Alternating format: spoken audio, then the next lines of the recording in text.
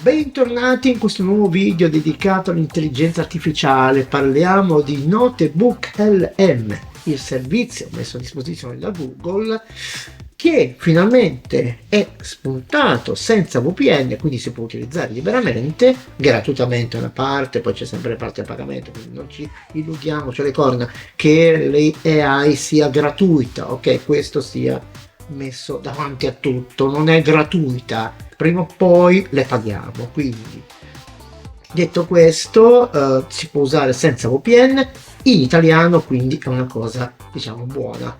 Perché gratuita? Perché è una chat, in sostanza, che genera un audio, se vogliamo, oppure delle ricerche e dei contenuti, però attingendo a delle fonti, anche a un PDF. Quindi adesso andiamo a vedere. Quindi 50 chat gratuite e 3 audio al giorno si possono realizzare con questa AI gratuitamente. Se no abbiamo un pagamento, adesso non so quanto si paga, ma 20 audio al giorno, e mi sembra che poi le chat siano illimitate, adesso non so, quindi non vorrei sbagliare, ok?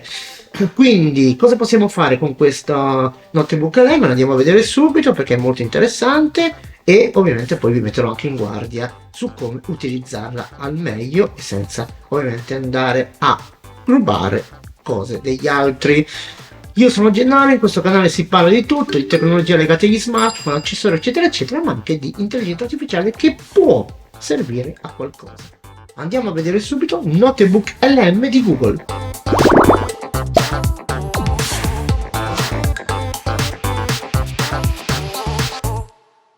Ed eccoci nella schermata principale di Notebook LM, quindi molto semplice, ok, niente di che.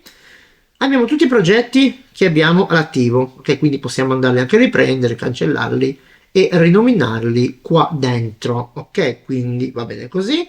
Qua abbiamo la visualizzazione, quindi possiamo cambiare la visualizzazione, e qua possiamo andare a fare ovviamente il nostro sort, più recente, meno recente, eccetera eccetera. Ma quello che ci serve a noi altri è questo: andare qua dentro per andare a creare un nuovo. Prima di continuare, ragazzi, mi raccomando, materiale, non copiamo materiale degli altri, perché è molto facile in questa AI di Google, ok? E adesso andremo a vedere come, ma non voglio ovviamente istigare a nessuno. Questa è una dimostrazione che non bisogna fare, ok? Non bisogna andare a copiare i materiali degli altri, perché sennò è finita, il creator sono finiti. Qui abbiamo la prima cosa: possiamo prendere un PDF e farlo macinare da questa AI. Qua sotto abbiamo le fonti che possiamo attingere ovviamente di Google Drive o i servizi di Google. E qui casca il primo asino, perché qua praticamente abbiamo la possibilità di andare a inserire un URL direttamente dal web o un URL direttamente da YouTube. Quindi possiamo prendere un video di un'altra persona e far diventare un podcast. E questa già è una cosa che non è tanto carina, perché se non è farina nel mio sacco non è una cosa bella. Quindi se io non so l'argomento, qui si può parlare di tutto, quindi non sapere niente e parlare di tutto, e questa è una delle cose negative delle AI, ecco. L'altra cosa negativa ovviamente è che i podcast ovviamente portano via del lavoro. Ragazzi, ho capito, io è tutto giusto, però ovviamente io devo informarvi e far vedere questi strumenti, perché poi una persona come me, che non ha una voce radiofonica e non ho la possibilità di pagare nessuno, ho anche amici che potrebbero fare gratis, però non è giusto, e mi uso questi strumenti di qua, perdonate. E qui invece abbiamo la possibilità proprio di andare a inserire un testo, cioè digitare un testo, per poter ovviamente poi chattare, ok, con le AI. Ok, se ovviamente qua uscite di qua, possiamo andare qui e fare aggiungi, e torniamo in questa pagina. Qui dentro è proprio la cosa un pochino, come dire, fastidiosa, perché qua possiamo cercare qualsiasi cosa e far diventare qualsiasi cosa un podcast. Quindi adesso andremo a inserire qua dentro ovviamente un testo, e vediamo cosa tira fuori. Ok, il mitico Commodore 64. 4, vai avanti, che mi viene da ridere. E qui vedete incomincia a tirar giù degli argomenti, delle fonti. Quindi sono tutte fonti anche non mie, ok? O non Wikipedia, che più o meno è libera. Se io clicco qua sopra, vado a finire sul link della persona, della testata giornalistica che ha praticamente messo questo articolo. E se io ovviamente vado qua, vado anche su Wikipedia. Ok, che forse è la fonte che potremmo attingere, ok? Magari non si offende nessuno, ecco. Posso prendere tutte queste fonti qua oppure andare qua e cliccare su quelle che voglio, ok? Vado qua, clicco su questa di Wikipedia e vado avanti. A questo punto viene scaricato il testo, ok? E posso incominciare a elaborare. Elaborare cosa significa? Posso ovviamente andare, ecco, vedete, ha creato già una fonte, quindi questa fonte è già pronta per essere utilizzata. Posso andare dentro, cliccandoci 2 volte, e andare a vedere praticamente il contenuto, ok, di questa fonte.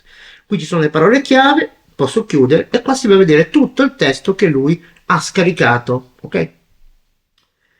Chiudiamo e qui è la prima fonte. Praticamente io adesso cosa posso fare? Se vado nella chat posso interagire con questo che lui ha trovato. In che modo? Posso aggiungere qua sotto una mia domanda o attingere da queste che praticamente mi suggerisce, ok? E per fare diventare una nota e poi successivamente una fonte. Io ho studiato. Andiamo a chiedergli qualcosa. Ok, i giochi più belli del Commodore 64. Andiamo qua e lui mi dovrebbe tirare fuori, ok, una risposta. Poi ovviamente lui, cioè, mette le mani avanti, notebook LM, dice io ho trovato questo nella fonte, poi se è attendibile o meno. Questi sono fattacce tuoi. Ecco, anche qua l'attendibilità di queste fonti delle AI è sempre un po' così, ok? Bisogna un po' prenderla con le pinze, vedere un attimino se è vero o non è vero, riprendere il testo, copiarlo, magari incollare da un'altra parte, verificare e tutto il resto, prima di dare una notizia, ok? Quindi, vedete che qua praticamente io ho la mia fonte, il mio script che mi ha dato tutto questo. Ecco, se io clicco sull'1, 1, 2, non so cos'è l'1, lunedì andiamo nei paragrafi, vedi che ha trovato, va bene, in Wikipedia ovviamente, nella fonte. Ok, vado avanti e cosa posso fare a questo punto qua, di questa cosa qua?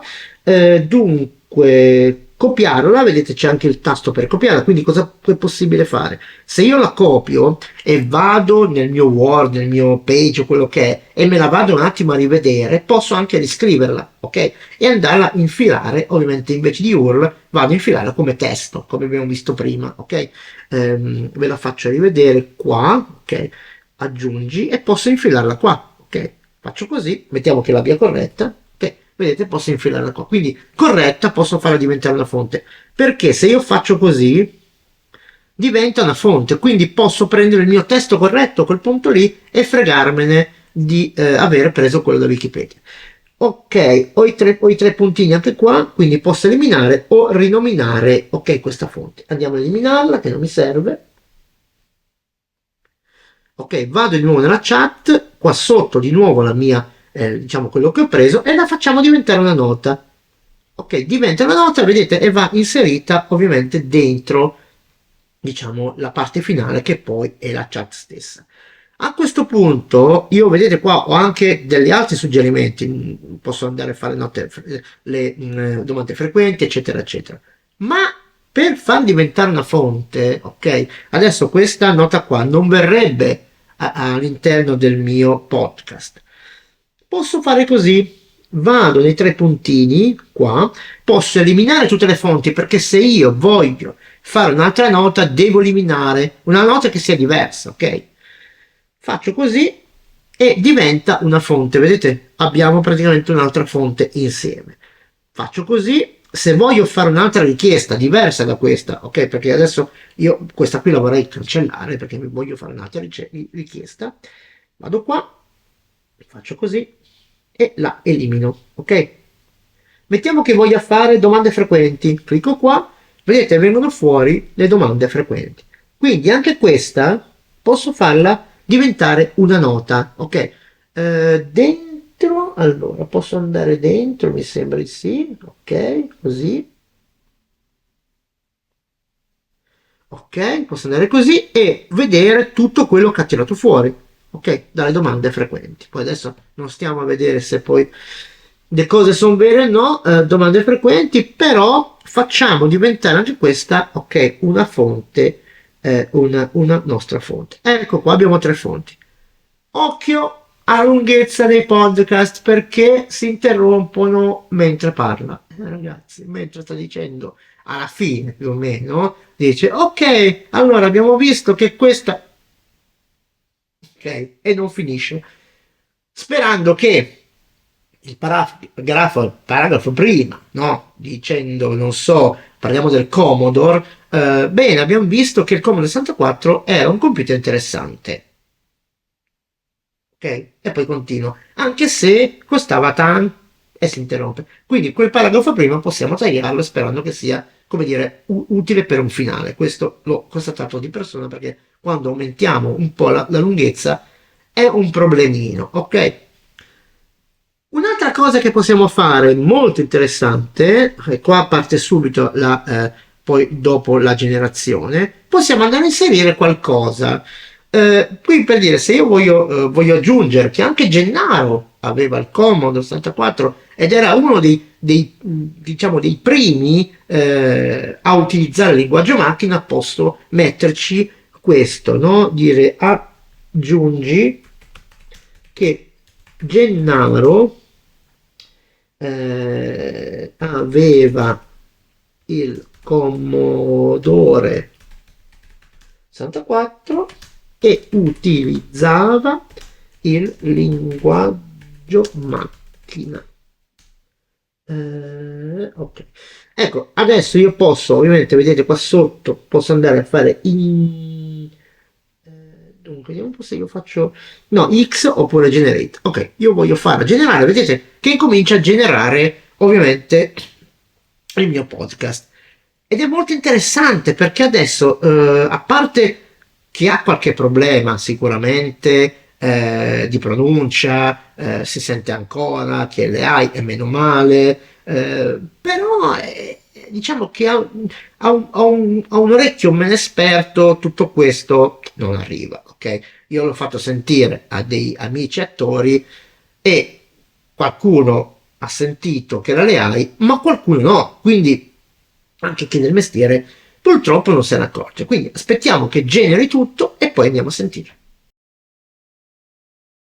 Allora, ha finito di fare ovviamente il mio podcast, sono 6 minuti, ok, rotti, e quindi c'è paura che alla fine sia andato tutto male.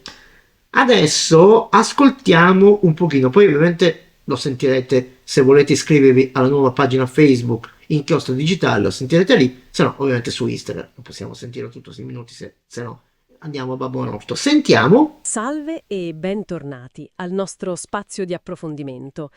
Oggi facciamo un salto indietro, agli anni '80, per parlare di un'icona, il Commodore 64. Ci basiamo su note e dati storici che ci sono stati forniti, e cerchiamo di capire cosa Commodore, secondo me, fu l'integrazione verticale. Loro possedevano la MOS Technology, l'azienda che progettò i chip che davano il C64, poi fondò la Ensoniq. La stragrande maggioranza degli sviluppatori, molto abili nell'ottimizzazione. assolutamente, una conseguenza diretta. Di vendite. No, l'eredità è ancora viva. Pensa alla musica SID, penso. Perfetto. E come spunto finale per chi ci ascolta? Abbiamo parlato della necessità, all'epoca, di usare linguaggi come l'assembly, di interagire Vedete? quasi fisicamente con l'hardware tramite picche e poche. Sì, Ecco, quanto pensiamo si sia persa oggi questa comprensione profonda Vedete? della macchina? Nell'era attuale, con software sempre più stratificato, con Vedete? livelli di astrazione sempre più alti, quanto ci siamo allontanati dal metallo? È un bene, un male o semplicemente diverso? No, ha finito giusto. Non so se ha inserito il mio nome dentro, È però. nato lì il fenomeno della Demoscene, gli sprite, giusto? 8 sprite Sprite, ragazzi, che tempi! gli Octo Sprite, mamma mia, non mi ricordavo. Comunque avete sentito che cosa possiamo fare?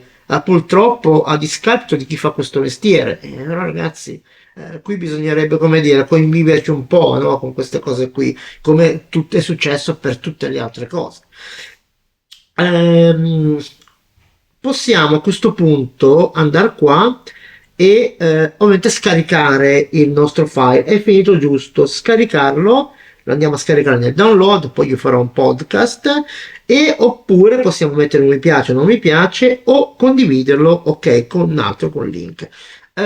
Vi farò vedere nella seconda parte di questo video, questo è diviso in due parti, una applicazione che si chiama Vibeli, che praticamente vi fa abbellire questi podcast. Ma andiamo alle conclusioni.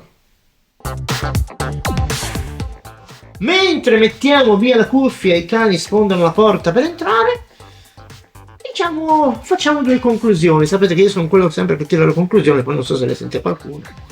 Praticamente questo notebook LM ci permette di andare a muovere una mole di dati molto grandi in pochi minuti, ok, se avete un iPad più nuovo in pochi secondi. E poi ci permette di andare vedete, il finale è il podcast, perché i podcast in questo momento sono quelli che vanno tanto. Quindi avete visto, è molto facile, però veramente rispettiamo il lavoro degli altri, ok? Come rispettano il mio, io rispetto il lavoro degli altri. Quindi se dovete fare un podcast, cercate di riscrivere perlomeno il testo, oppure di andare nelle vostre fonti, dei vostri canali o dei vostri pagine a prendere quello che dovete generare. Lo avete visto? Ok, non è ancora perfetta la voce, c'è qualche imperfezione, poi bisogna ascoltarlo tutto, perché ovviamente se dice qualche castronata è meglio tagliarla. E però diciamo il risultato è quasi ottimo. Quindi ragazzi, se vi è piaciuto questo video, condividetelo con i vostri amici che mi fate crescere. E vedete, io sono diventato anche abbastanza corista, quindi così. E in ultimo, se volete iscrivervi al canale, voi 82% state arrivando, vi vedo, è gratuito, e comunque se volete anche azionare la campanella per ricevere le notifiche dei video che posterò, vi fate un piacere e così vi arrivano ovviamente le notifiche di quello che metto sul canale. Un abbraccio a tutti, a presto!